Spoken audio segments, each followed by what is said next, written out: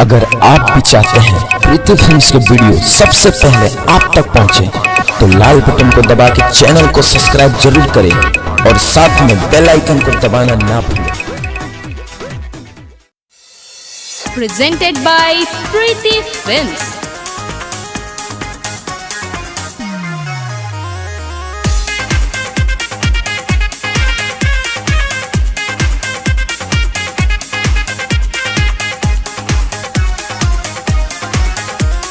आप सुन रहे हैं रंजीत राजा को।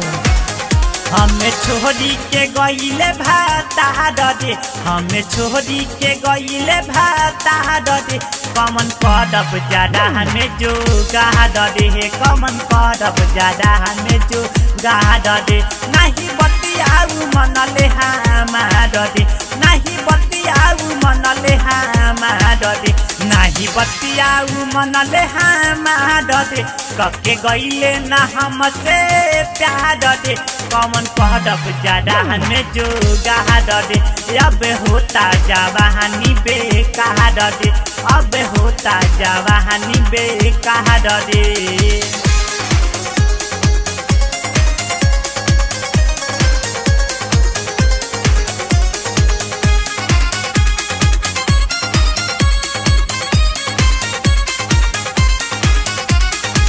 बनता कहियो ना जाता रे, छोड़ी गईल जब से भाता रे,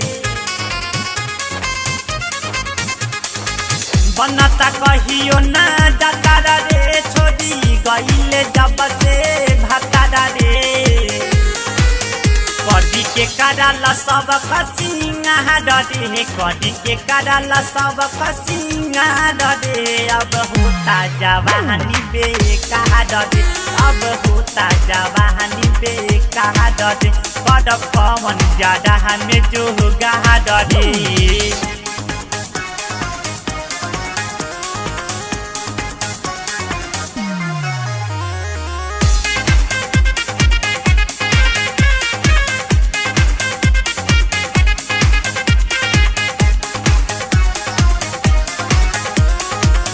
Preeti Films Recording Studio चिरैया।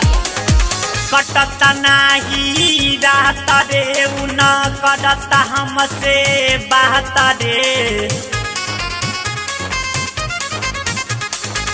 कटता नाही रात रे, उन कटता हमसे बात रे, अब लगा जवानी उधार रे, अब लगा जवानी दे, ऐसे नीमन रही हम दे, हमें छोड़ी के गईले भाता दे, कमन पड़ब ज्यादा हमें जो गा दे।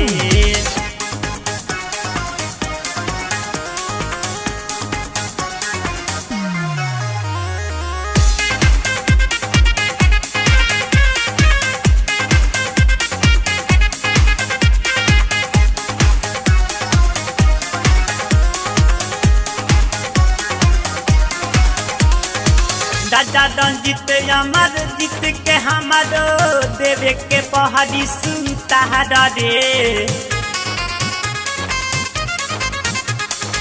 दादा रंजीत अमर जीत के हमारो देवे के पहाड़ी सुनता रे, भले तीन हम ससुरा दे, भले तीन हम ससुरा दे, सोनू जी के रफती दे, वो कदे से हम कदती प्यार दे, कमन पड़ब ज्यादा हमें जो गा दे।